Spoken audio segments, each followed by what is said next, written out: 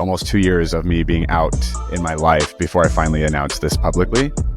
And the reaction that I got from the evangelical world was a nightmare. It was shocking how hateful and I'm so sorry. Vulgar. Yeah, it was just shocking and awful and repeated like for months. Hey everyone, welcome to Unstraight. I'm Mitch, your host, and I have a very exciting guest today. He is one of the big guys in the world of the LGBTQ coaching / activism, whatever we're going to call it. We'll talk about it. But I'm so excited. I'm Mike Maeshiro. Welcome. Thank you, Mitch. Thanks for having me. I'm honored to be here. Yeah, man. Thank you so much for coming. Yeah, I'm looking forward to having a good conversation, talking about lots of good stuff. How's your day been? It's been good. If you want to know exactly how my day's been, I went to the doctor this morning to get my vocal cords checked out. My voice has been in some pain, which is frustrating. I've had this problem before, and so it resurfaced, and I'm getting it looked at. But it's fine. Everything's going to be fine. Going to be fine. Stay healthy, positive mindset. Yes, that's the goal. Yeah. So let's get into talking about you. This is about you. A little bit of history. Why don't you just tell us about yourself? Give us the Mike Maeshiro bio. If I said, who are you? What do you do? Where are you from? Start there. Yeah. Nice. Well, so the short version is my background is in Baptist evangelicalism. I was a fundamentalist evangelical for most of my life. And I was gay that whole time. And I knew from a very young age. And I also knew that I wasn't allowed to be that way. And so I went into ministry, and I went on a spiritual journey that landed me at a place called Bethel Church in Redding, California. That's where my career took off. And all the while I was deeply closeted, and eventually got to a point where I couldn't do it anymore. I had to stop lying to myself and everyone else, and also being complicit with a harmful platform that dehumanized and vilified queer people. Yeah. Can I stop you before you get too far? Yep. Going back to growing up, and you said it was always there, you knew it was there, but you knew you weren't allowed to be this way. Were you believing, the theology that you had been taught, or at least the things that you had been heard over the pulpit, you believed you were bad. You believed this is a sin and I cannot be this. Yes. I believed the way I was wrong, and I shouldn't be like this, and I should do my best to try and minimize the attractions I had toward men and encourage or hunt any kind of attraction toward women. For 3 decades. Can I ask, were you ever in a heterosexual serious relationship? Did you marry any of that? No. No. I never got married. I dated a friend for 2 months one time, and that was rough. And then I dated another friend years later for 7 months, and then I had to end that. And shortly after that is when I came out. Got it. But that's it. And that's a lot less engagement in that area than I've heard from other gay men who were in the closet. I was just very repressed and monk-like when it came to my sexuality. And so I'm curious, obviously my own experience and a lot of guys that I talk to, growing up in the church, growing up with religion, I don't want to use a bad word, but it can mess with your mind. You're the word I was going to use. Yeah. No, I know. And I agree. For sure. So did you experience, I don't know, the inner homophobia, any traumas, any mental health issues as a result of keeping this all stuffed inside? Yeah, for sure. Yes. And I don't know that I noticed that until after I came out, which that's a whole journey. We could talk a long time about that, but no, I'm going to ask you about it. So some of the things that I definitely suffered from being so deeply closeted and repressed were, self-hatred, right? Shame. In middle school, I wanted to die. I didn't want to be alive anymore, which obviously that's really painful and scary and what have you. And then, there's so much missed opportunity and stuntedness in my own development that I didn't get to experience the unfolding and growth at certain ages because of how shoved down my inner, especially sexuality was. And so, seeing men be affectionate with each other, I had a revulsion to it for a while, which wasn't true. It was a learned behavior and reaction, but like, I wasn't repulsed by it. I was terrified of it. Right. And I learned from what I saw in my home to be quote unquote disgusted by that. And so I demonstrated similar attitudes within myself. I don't know that I ever really expressed that outwardly to other people, but internally, if I ever came across something that was homoerotic or gay visibly, right, like I would have this pushback. So to me, like, that was absolutely internalized homophobia, right? Like, I learned to be averse to all that. Anyway, so things like that. I mean, I went through conversion therapy a few times, and that, like, like I went hunting for these repressed memories that I was molested as a child from people. I actually interrogated some of my family members and asked, like, did you do this to me? Because the counseling I was receiving was telling me that's what had to have happened in order for me to be this broken. And of course, it was so awkward and painful and like really like a big strain on the relationships. And anyway, so like, yeah, you just kind of learn to normalize hating yourself and being on the outside and learning how to camouflage and perform for other people in order to belong or feel some version of acceptance that isn't actually acceptance. And it was like that for years. So, I mean, just those things in lots of directions. Yeah.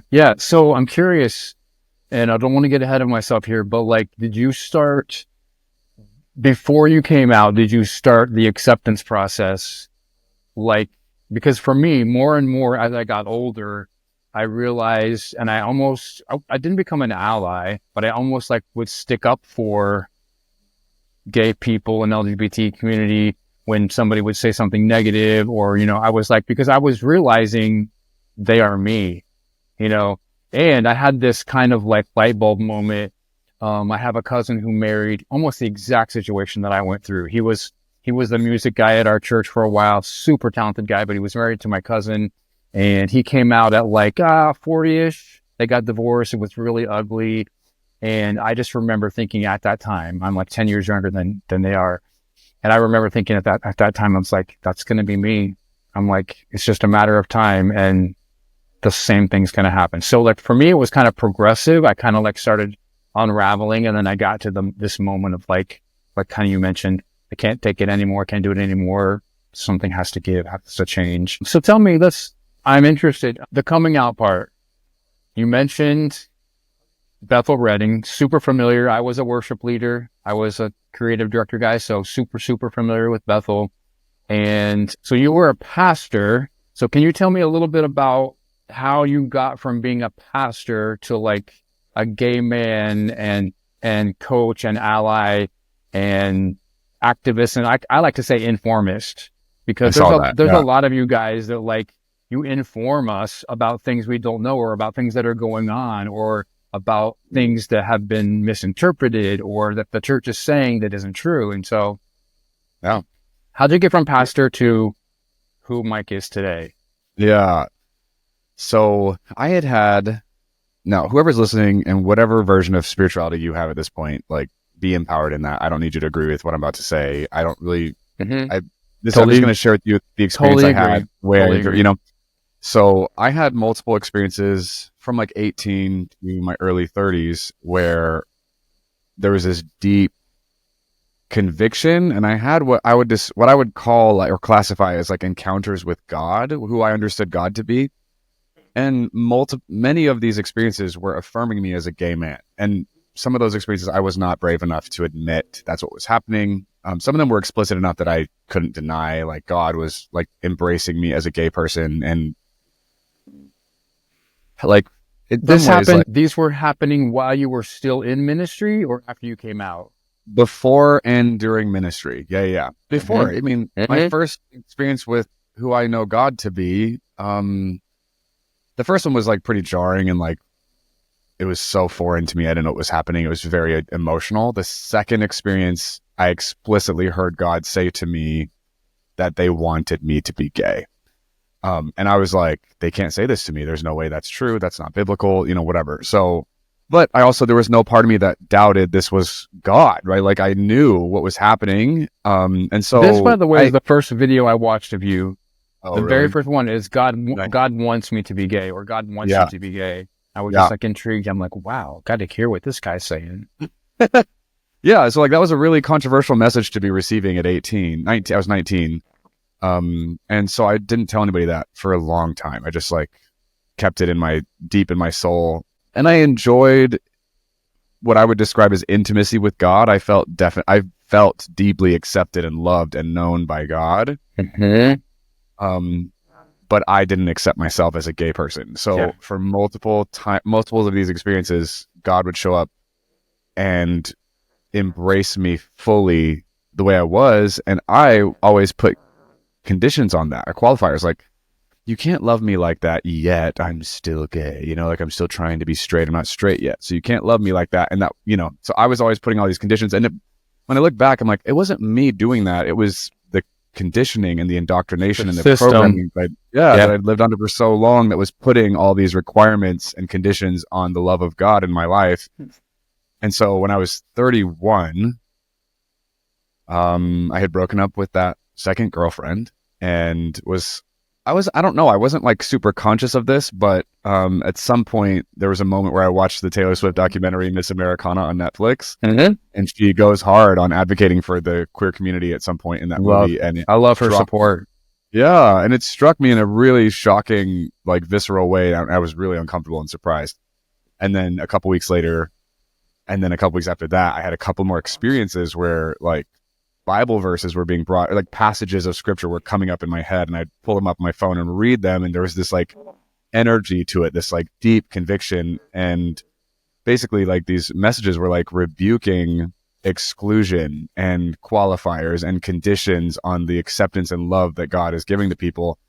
And after that third experience, I was like, oh, I am not just like rejecting myself. I'm now actually like being found guilty of being complicit with a whole institution, a whole platform, a whole organization that goes out of its way to harm and vilify and dehumanize queer people. In the name of God and in the name of love. Yeah, right, exactly. And I was like, I can't do this anymore. I can't be part of this. So it was like a big, like definitive line of demarcation in my life. And like, I remember the experience, like it was a lot of experiences that finally culminated in that one moment. But I broke. I couldn't do it anymore. And so the next part of that journey emotionally and mentally was like embracing the loss. I was like, I'm about to lose everything. I'm going to lose all these relationships, access, platforms, income, respect, and like all this privilege. I was about to lose a lot of stuff. Yes. I'm just saying, I'm them there, and I relate. Yeah. So that was like a big counting of the cost process for me, and it took some days. And then I started coming out to people, and then I started like reading into the theology. I'm like, okay, how was the coming out? How was the coming out to people? How did you? What kind of response did you get? Everyone I came out to the first several times, they were, I think, a little shocked. They were kind. They listened. They did the best they could to manage their own discomfort. Nobody was affirming in my life. So nobody was like, wow, I love that about, they were like, wow, thanks for telling me. I appreciate that you trust me. I love you. Wow, this must be hard. I'm so sorry you would do this by yourself. There's a lot of that, which I appreciated and I needed. Nobody was affirming at that point, but they were gracious and gentle, But yeah, then I started doing the work of the theology, of pulling it apart and, understanding like, where did we get it wrong? How did we miss this? Does the Bible say these things? Yeah. And after about 8 or 9 months of hard study there, I became fully convinced the Bible is not condemning queer people in any way, any of the passages. Can I ask you, were there any specific resources that were really instrumental in your understanding of what Scripture really says? Yes. I read probably 8 or 9 books same. Right away. And of those, God and the Gay Christian by Matthew Vines was a really helpful first step for me. It's a deeply evangelical book, but he just made some very good arguments and was very studious and due diligent in like substantiating his claims and poking at the hypocrisy and double standards. Justin Lee's book called Torn was a very humanizing conversational book. Yeah, so that was really helpful to read. He just also presented a lot of social and conversational problems and faux pas around this conflict and exposing some very real logical fallacies and misinformation. I felt such an authenticity with Torn. Like I just really his writing and like his sharing his personal, I felt he was so genuine in like, God, show me if it's this, then I will go with that. If it's this, then I'm going to go with that. And I totally believed him. He was not trying to make a case for himself. Yeah, totally. But then the book that I think that I found to be the most helpful, and I can't tell if it's because of how far along the process I was by the time I read this book, or if it was just myself, but there's a book called Unclobber by Colby Martin. Oh yeah. Very familiar. And Colby's going to come on the podcast also. Nice. So yeah. So I would say that book. That's my one I go to everybody. I'm like, that's the one I read. Read this one. No, and again, I love Matthew's book. For me, it's academic, but I'm like Colby, and here's why I really love Colby's book, is because when he wrote the book, and I think he even says this in the writing, he didn't know a gay person. He didn't have a family member. He didn't have a gay friend. So for me, here's this straight guy who just feels called to really study these scriptures, and this is the theology that he arrived at. So to me, it just held a little more weight, because I felt like all these other guys were gay men, in trying to really study the scriptures to find out what they say. Colby, he didn't have a dog in the fight. You know what I mean? He wasn't like trying to arrive at this theology for any specific reason. So it just kind of helped. It's just for me personally, that's it. It affected me in a different way. Interesting. Yeah, I get that. Yeah. So I love how you've kind of arrived at a place where you're not afraid to say whatever needs to be said. And I mean that as a compliment. I mean that as like your social media, the issues that you tackle, the little signs you hold up, the DMs that you share, all of that. It's like you're okay with calling people out. And I love that, because there's just so much misinformation, so much, I think you even used the word earlier, brainwashing. It's like, it's really, really hard to undo that. And there's way more of that going on than there are guys like us that are trying to undo some of that and help people through the process of like undoing. Yeah, for sure. So I don't know. How did you arrive at was that like just a switch? I'm going to start being this guy, or did you get more bold and more bold and more bold? Yeah. I mean, that kind of came out of necessity. When I came out publicly in 2022, so it was like about a year and a half, maybe almost 2 years of me being out in my life before I finally announced this publicly. And the reaction that I got from the evangelical world was a nightmare. It was shocking how hateful and I'm so sorry. Vulgar. Yeah, it was just shocking and awful and repeated like for months, day after day after day, just reading. And I read all the comments. I read all the emails, DMs. I read them all. And in hindsight, I'm like, man, that was not good for me. I don't think that I should have ingested all of that, especially that much in such a short period of time, and it being so fresh and raw. I just like stood in front of the fire hose of homophobic and heterosexist hate and discrimination and just like got deluged. And so I had to pace myself. I eventually had to like limit how much of it I would look at in the day. And this litmus test for me became like how much of it my nervous system could handle before I became activated. And if I did get triggered, then I would stop for the day and process and whatever. And so that I had to like learn how to like alchemize and metabolize that stuff.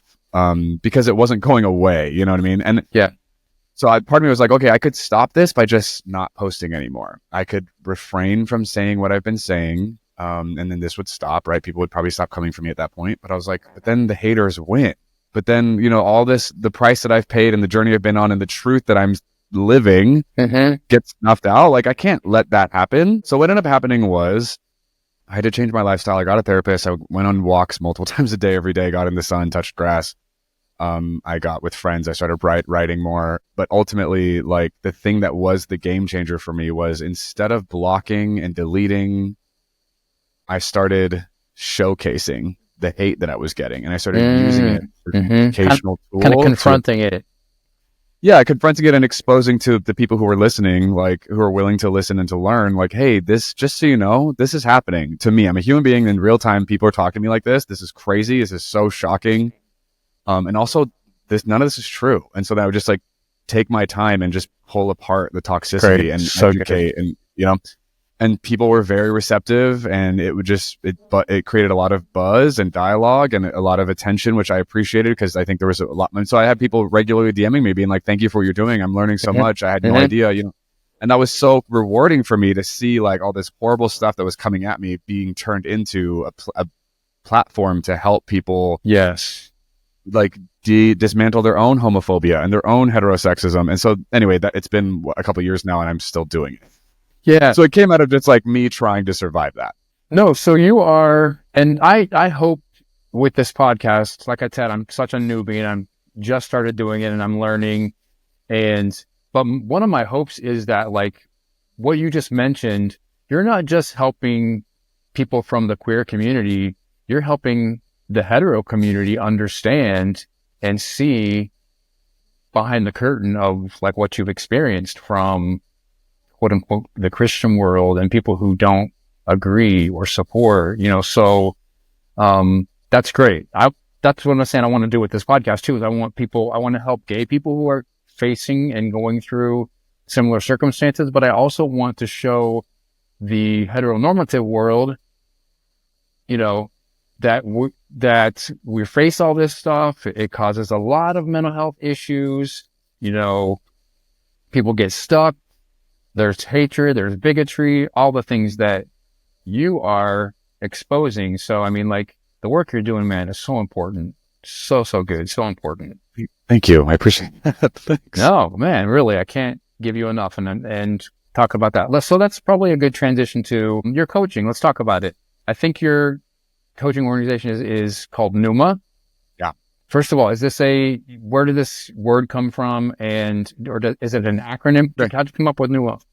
Yeah. So the word Numa, the spelling is we changed the spelling of it, but in Greek, the word Numa means spirit or breath, or anyway. So it's used in a lot of ways, and given the nature of the work that I was doing, Numa felt like a very central, relevant word, right? So my team was like, we need a brand, we need a name, we need whatever, and so we workshopped it or whatever, and eventually we landed on Numa. Changed the spelling to make it a little bit more modernized, and so that's where it came from. I still use it, even though so much of my theology has changed, so much of my worldview and application is different than it was back then. But anyway, that's the name of that organization. But you would consider yourself a spiritual person, yes? Oh, for sure. Yeah, I mean, so it's still very applicable. Numa, nice. Spirit, spiritual, spirituality.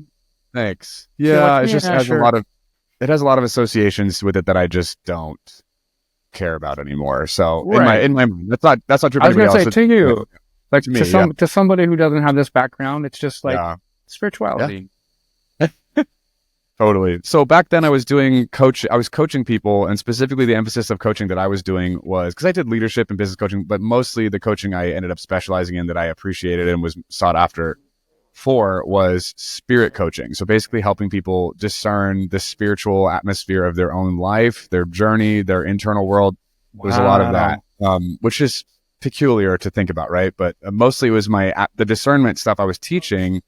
I was like practicing it and demonstrating it for them in our coaching sessions and like pulling stuff apart. And it was profound to watch, people's their lives would change and the light bulbs would go off, and it was really rewarding. When I came out, obviously that was like a huge shift, and the focus of my work necessarily had to change, because it wasn't just I'm gay. It was also like, oh, by the way, so much of our theology is toxic and not okay, and based on things that aren't true to me anymore. I don't believe that anymore. So that was a huge, like, obviously a brand shift, but like the work itself was shifting. And then also the clientele I was looking to help change. Like I was helping a lot of straight white Christian charismatics with my core. And I was like, I don't really want to like give my energy and time to that anymore. I want to help people who like need help, like not just make rich Christians more comfortable in their spirituality. I want to help people actually like recover and heal and take their lives back, especially so marginalized.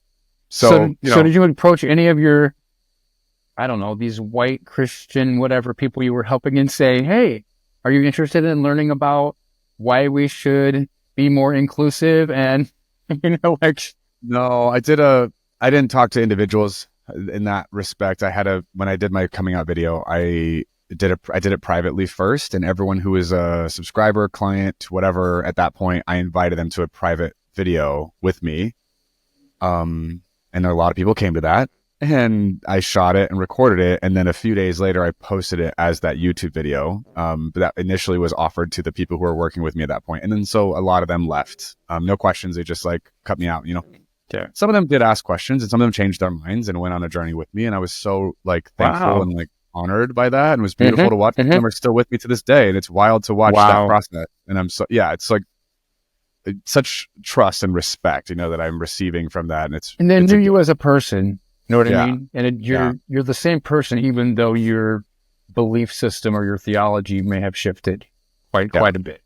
Yeah, totally. And then so did theirs. Yeah, that's great. No, it's necessary. I mean, but so what does Numa look like? Like, if you know, what's your approach to coaching now? And then like somebody wants to get involved with your coaching. Yeah, how does that work? So at some point, I stepped out of the coaching, and I had several coaches on my team who I had personally trained, and they were doing most of the coaching, and I stepped away from coaching entirely. And then when I came out, there was so much pain and like nuance coming up in this coming out experience that I was like, man, I went on a journey. I had money, I had privilege, I had opportunity, I had a platform, I had access, I had education, I had resources and tools and education. Like I had all this stuff going for me that allowed me to go on this process. How is someone who doesn't have access to all of that? How are they supposed to do this? How are they supposed to like go on this journey of like ruining their own lives and coming out and like living authentically, and all of the backlash and onslaught of like the hate and opposition that comes with it? How are they supposed to do that and be okay? Like this is wild. So I was like, I want to create a space for people to have support, guidance, encouragement, clarity, like I needed. So I hunted and found several mentors who gave me the time of day and paid attention because I was a who's who from Bethel, right? So they were intrigued by my process, and that, you know, and for whatever reason, like gave me audience with people that I probably would not have gotten access to otherwise. And they were instrumental in my affirming of myself, like that process. And I'm so thankful for having several of them come into my life. Many of them were new relationships, but they were so catalytic to me healing and growing. So I was like, I want to be able to extend all the things I've learned, the resources, the transformation, the knowledge. Like I want to be able to put that on a lower shelf for other people who aren't going to have the time and the money and the resources to go on this pilgrimage and like hunt and, you know, consume. So I stepped into the coaching world again, and I started taking clients specifically. And so I predominantly at this point work with gay men. I work with queer people in general, but most of my clients are gay men who are coming out of the closet, who are married to women with kids, who are trying to figure out if they can still be Christian and gay. You know, there's lots of different iterations of where these guys are at in their process. So I'm stepping in to help them with that. And then the other coaches on my team work with mostly straight people who are trying to do better as allies. Some queer people work with my other coaches, and so their role is to come in more and to help with the advocacy and the education part of that process for people. Anyway, so that's what that coaching looks like. No, that's amazing. And you know what? It's probably a better transition for us to go into talking about the groups. Yeah. Like, I know you have the Rainbow group and you have Ashes group, and I think you recently have started this allyship boot camp. So do you want to talk a lot about that a little bit? Because it's kind of connected to your the coaching world. Yeah. Some of those are groups. The allyship boot camp was a workshop that I did. It's a 2-part teaching series. Basically it's targeting straight people, wanting to help them grow in their knowledge base and comprehension and competency in how do they come alongside the queer community and help support and advocate for us. And then the other groups we have, so the Rainbow Room is probably one of the older groups that I still have going. It's a group for queer people. For a minute there, that's where all the lesbians were in my world. They were all at the Rainbow Room. But now it's a little bit more of a diverse group of queer people. But that's a space just for queer people to get together. I host it, and I just facilitate dialogue, and we just catch up. People are processing and sharing what's going on in the world, the wins, the pain, right? And there's just a lot of unfolding, continuous experiences that come from being queer in the spaces that people occupy. So it's a space to basically just like allow for there to be dialogue and support and validation of that journey. I have right now. It's called my Mike's Gay Discussion Group. I wish I had a better name for it, but I meet with exclusively gay men. It's called what? Mike's Gay Discussion Group. Mike's Gay Discussion Group. Got it. Yeah, I wish I had a different name for it, and I'd like to change the name. But anyway, it started as a book club. We read Velvet Rage together, and then good book. The guys wanted to keep going and wanted to have other things we talked about and engaged with. And so basically, it's a space for gay men to intellectually and relationally engage around more than just sex, art, music, movies, books. Though we read books together a lot. Anyways, there's that. And then Ashes is a group. Someone from my team hosts that space. That's for people who are deconstructing and who are just asking the big, scary questions about their theology. And then I host Ashes Book Club. So that's specifically for people who want to read the books that are confronting the theology and pulling up the ideas and that.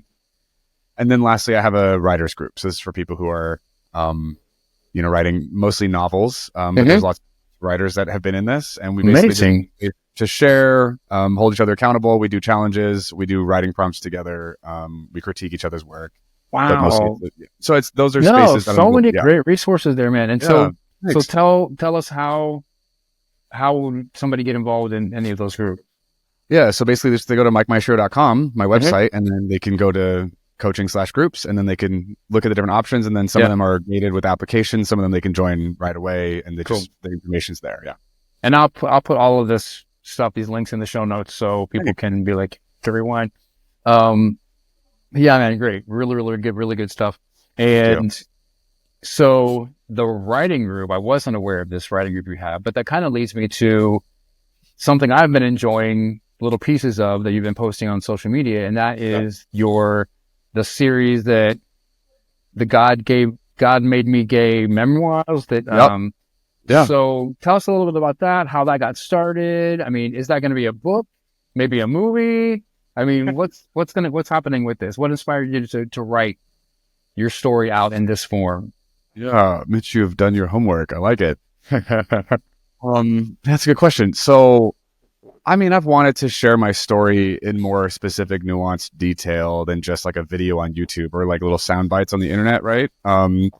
But writing it out was super intimidating. I don't know, I've been approached by publishers a few times in my life to write a book, and I just black out. I don't know what the deal is. I've got this mental block that I'm hoping to overcome at some point. But anyway, I was like, okay, you know what? I can't write my story in a book. I can't do it. That's never going to happen. But I could write little anecdotes. I could write little episodes, little stories, as long as I know there's a short term, there's an end to this, I could do that. So I basically tricked myself into writing this by just creating these little episodic entries. And so then I started a Substack, put it on there. And so people basically subscribe and can read every week. There's a new episode that comes out, and just my story. And it starts off with my Heartstopper era of just being closeted and gay, and then falling in love with somebody for the first time and having my first sexual experiences. And it's all romantic and cute and painful at the same time.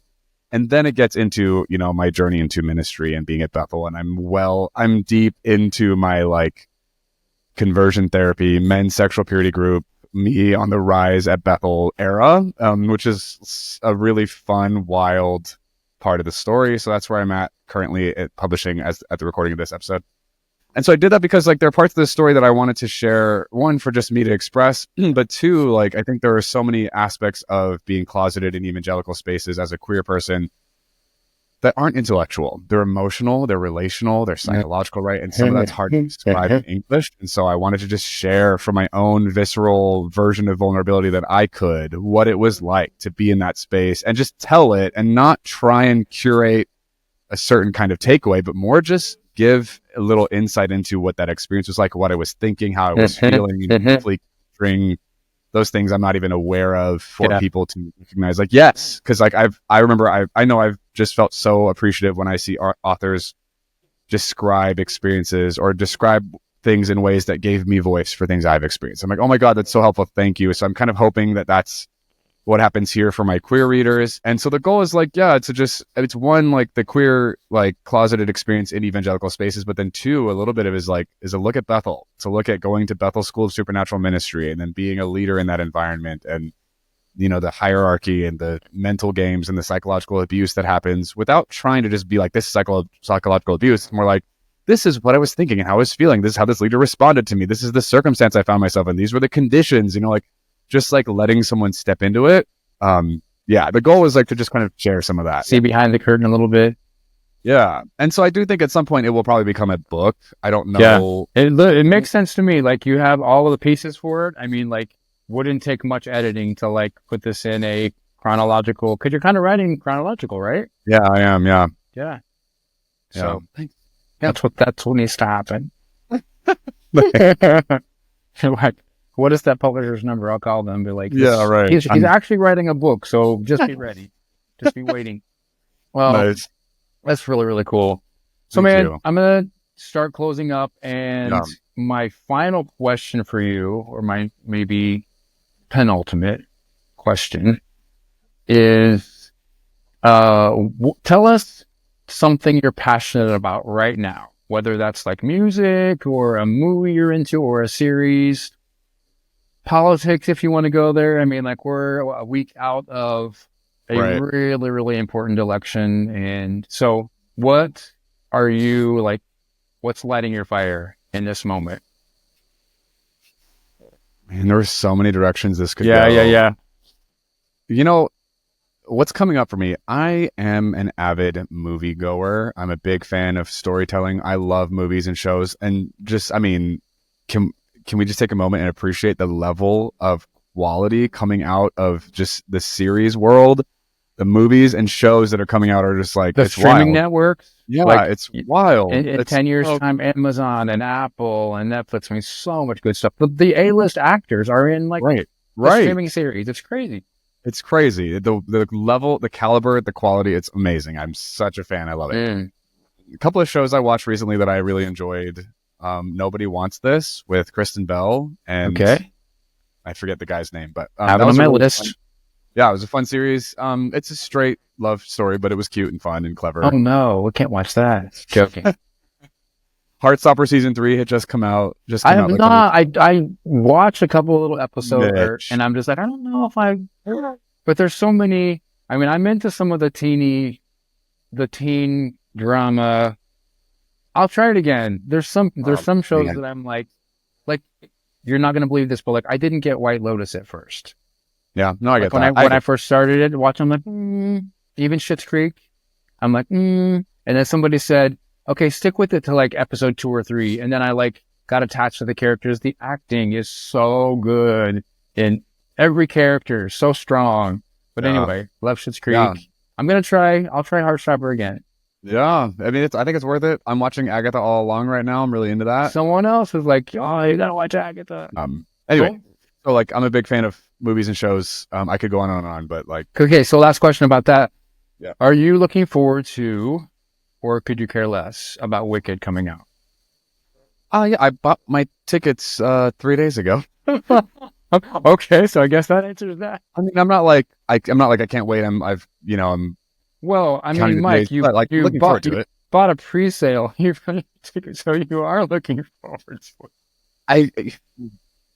I feel like I'm like probably a 6 or 7 on the scale of excitement. Yeah, I want to be pleasantly surprised. I'm like, sometimes I feel like when they take a stage show and make a movie out of it, it like ruins it. It's less like you can't measure up. But there's been a few that have been really well done.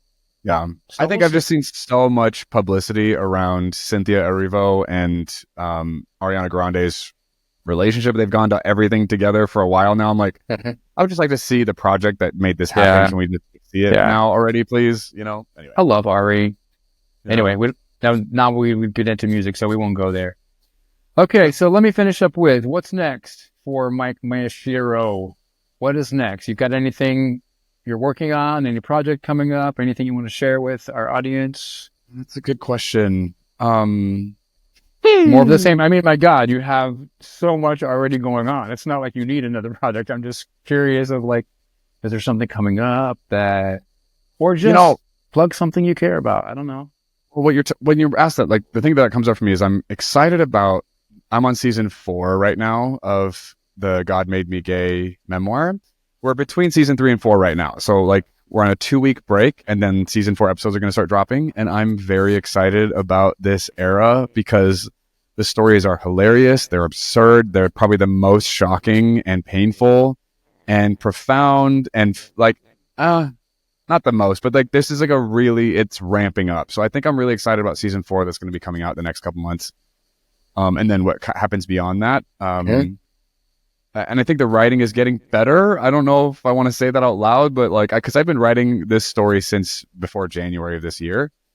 And I feel like I'm just kind of finding a better groove. And so the writing feels like it's getting better and capturing the stories better, you know, so I got to go back and later and like edit some of the previous stories. But anyway, I do feel excited about that project. It's an ongoing, continuous project that I'm working on, and I'm excited about the episodes that are coming out. I think because I just think it's anybody who's been up to Bethel, like knows when they meet someone else from Bethel, there's like a connection and an understanding that other people don't get because it's such a specific culture.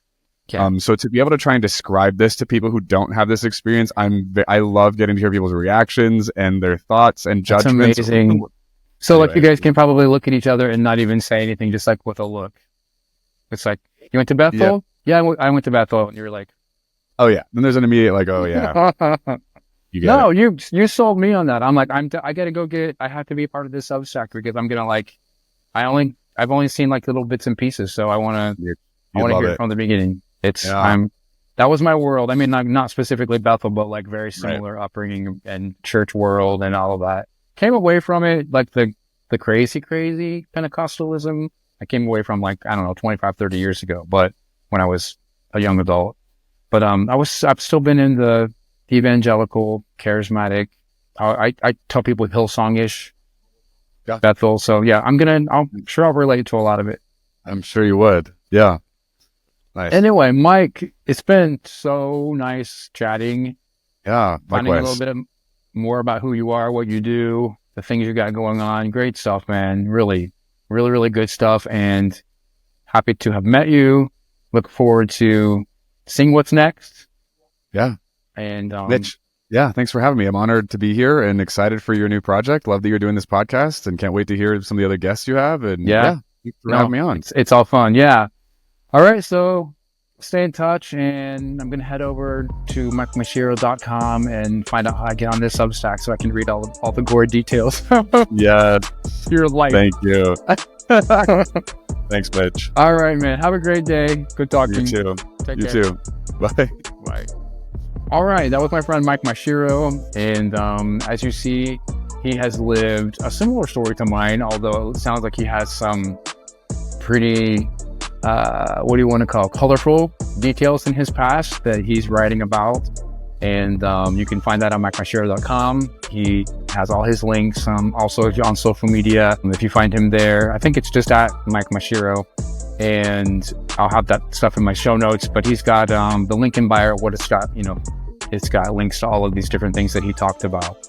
So this is Mitch, and this has been Unstraight. Thanks for joining me. Make sure you subscribe and you like and you share. We have a lot more good stuff coming up. And just thank you so much for being here. You guys have a great day, and big, big love.